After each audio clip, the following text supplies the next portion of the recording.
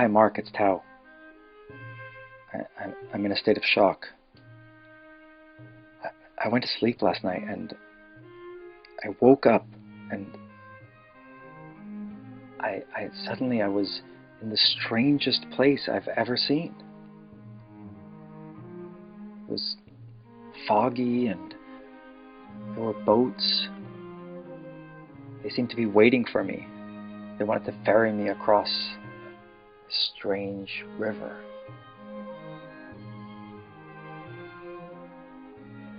I wanted to go in, but I blinked, and suddenly I'd been transported onto another planet. It felt like Mars. It was red and rocky. The only difference was that there was water flowing through it, and ice and other strange liquids.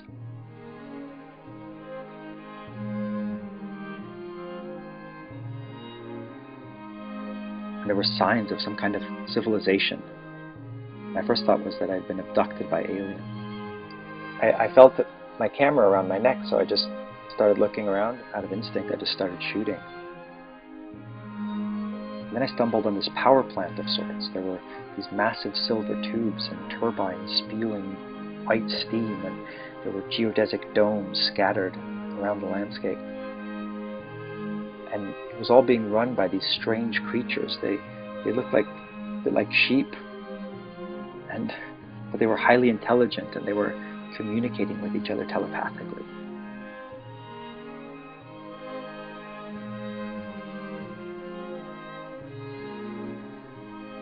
Then I thought, of course I haven't been abducted by aliens, that's absurd. I must have just taken some very powerful hallucinogenic drug, and I'm just at the peak of an immense trip right now. It was all so psychedelic, the landscapes, the bizarre plants, the colors, the impossible colors. Waterfalls everywhere I looked. The entire mood of the place was psychedelic. But every time I closed my eyes, I'd open them and I was in a different place.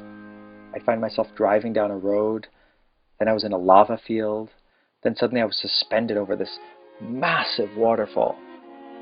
It was terrifying. Millions of gallons per second were flowing into this abyss, and I was above it, and I had this vertiginous feeling in my stomach. And this all made me think I must be dreaming.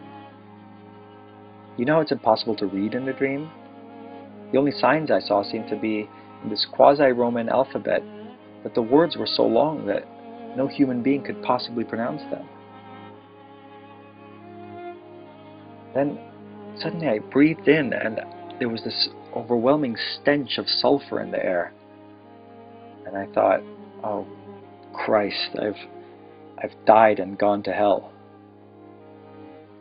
I was really worried about this because I remembered Dante in the Inferno saying that the innermost circle of hell isn't fiery, it's a lake of ice.